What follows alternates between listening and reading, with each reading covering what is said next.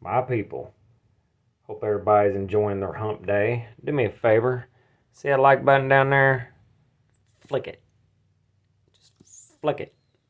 That'd be nice of you. I'd appreciate it. Also, as usual, make sure you check out DNKKnives.com. And if you purchase a knife from there, you can use this coupon code behind the edge 10 to get yourself 10% off. If you like the content, make sure you subscribe. If you would like to support the channel, there's a link to Patreon in the description. All donations will be used 100% for knives for content. And then typically I will give them away. Today, as you can see from the thumbnail, we're going to talk about Rosecraft knives. But first, I'm going to read the intro statement that they have on the website. This will be verbatim, exactly what they say. Here we go. Rosecraft Blades is an American knife company based in Maryville, Tennessee. It was founded in 2021. Rosecraft Blades offer quality, modern, and traditional knives designed by a select team of American knife designers, period. Rosecraft Blades sources the best materials and manufacturers from around the world to produce its knives, and plans to build a manufacturing facility in the U.S. in the future. So there's a couple things you could take away from that message. One being, a lot of people are going to think about the Chinese blades made by Chinese people out of Chinese materials. What I'm trying to take away from that is that they plan to build a manufacturing facility in the U.S. in the future, which is probably exuberantly expensive. So I understand that they have to start somewhere.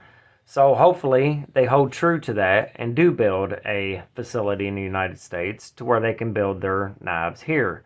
That would be awesome. From what I hear, they are great people, family-owned kind of deal. So I do not know that for sure, but, let's just take it there. We're going to talk about 4 knives today, and we're going to try to go through this as quick as possible. The first one is called the Mohawk, M-O-H-O-K, Mohawk. It is a 3.5-inch D2 blade. Micarta scales, flipper, and studs. Not too shabby. This, out of the 4, will be my favorite, just so you know that. Not that that matters, but we're going to go through like a pros and cons kind of deal. First, the box on this particular one is a slide-out, decent box. Comes with a little pouch. Nothing special, nothing fancy. Pros. The micarta feels great. And I believe it is of a pretty good quality. It is thick and it is contoured, so that's cool. The clip is reversible and it is inset. It is not deep carry, but it is deep enough. It's pretty good.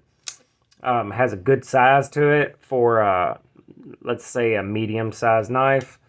Multiple opening mechanism, which is awesome and appreciated. The blade finish, I do enjoy. That black wash type finish hides use quite well. And the action is also excellent. Best part about this, I believe, is the price. It is $34 directly on Rosecraft's website. So usually the company website, the prices are MSRP. I don't know that for sure, but you might be able to get this cheaper somewhere else. But 34 bucks is not bad for D2, micarta, bearings, all that good stuff. Real quick, I'm going to turn the fan on. Yeah, I'm sure you guys will hear it. I do apologize for that, but it is hot as balls in here. Next, number 2. This is called the OG. OGEE. And this is a 3.34-inch D2 blade, G10, thumb stud, and flipper as well. All right, pros. Price, 34 bucks. Not too shabby. And pretty much affordable for anyone. Thumb studs look cool. They're blue, and they look well done. Anyway,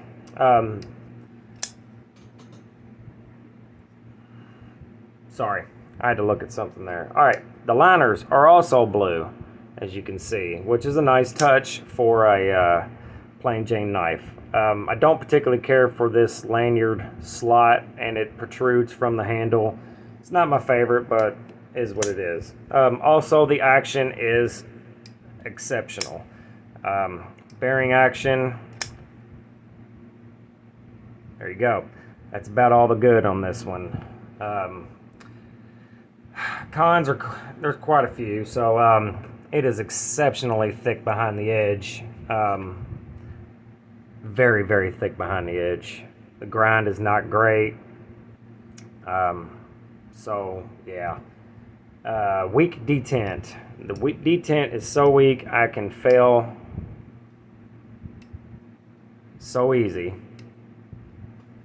and of course it will fling out, so that's no good. There is no milling on the liners. Actually, there's no milling on this one either. It is off center a little bit, not a big deal. Typically that can be fixed, and hell, even some Spydercos come, other brands, well-known, well-made brands come off center sometimes. So, and like I said, the grind is not great.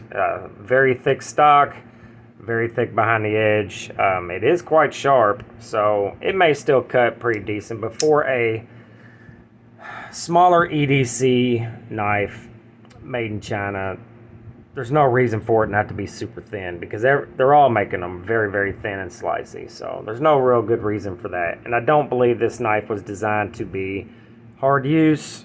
If it was, they definitely missed the mark there as well. So that is the OG. It does have reversible clip as well, and it is inset into the G10, which is still a good touch for 34 bucks. All right, next is the Atjuta. I'm not even going to try to pronounce that. This is a 3.2 inch, the ARRP M9 powder blade steel from Artisan. So I'm guessing that's who makes these, or at least this particular one and the next one. Burlap micarta, flipper and studs. And this one, unfortunately, $75. Not sure why, but first of all, we'll do the pros. Jesus Christ. Frame lock. I like a frame lock. That's cool. It is steel frame lock, but it is still a frame lock. Standoffs are pretty cool. They are better than these, which are very just nothing, cheap looking. These look much, much better. The micarta feels good. Very good, actually. It is not contoured. It is slab side, but it is soft, and it feels pretty good.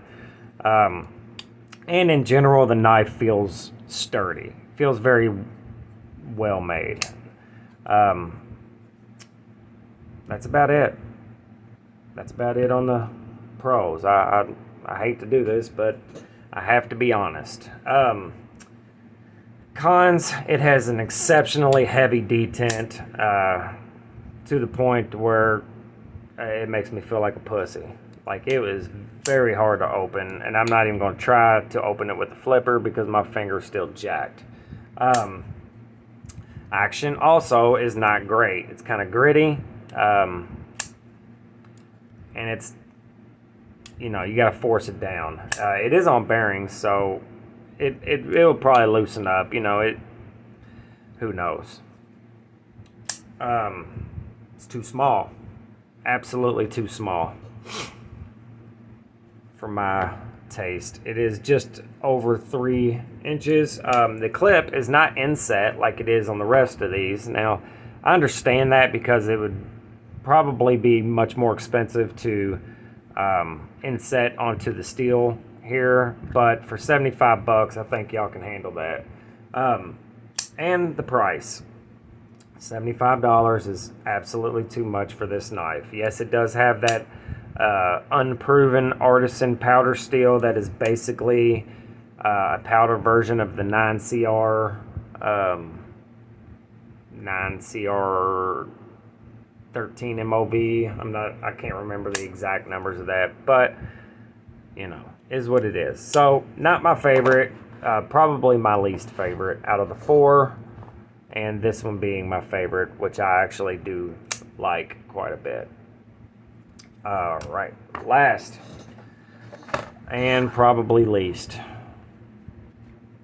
we have the Barra, the BARRA. It is a 3.4 inch AARP blade, powder blade steel, black G10, thumb studs, ceramic bearings. The pros on this, it is thin and slicey. Blade is done pretty well. The action is very good, and the detent is probably one of the best I've ever felt. The detent is crisp and excellent. Very, very good. And the G10 feels great to the hand. And that, I believe, inset pocket clip that is reversible. Yeah, that's it. That's all the pros. Yeah. All right. To the cons.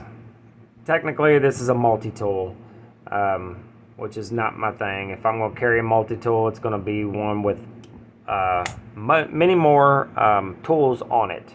So you have your pry bar, your bottle opener, and a hex key. It's not useless, but it, in my opinion, does not belong on a pocket knife. It is quite heavy for the size, and most of that is going to be because of this, which also makes it very handle heavy.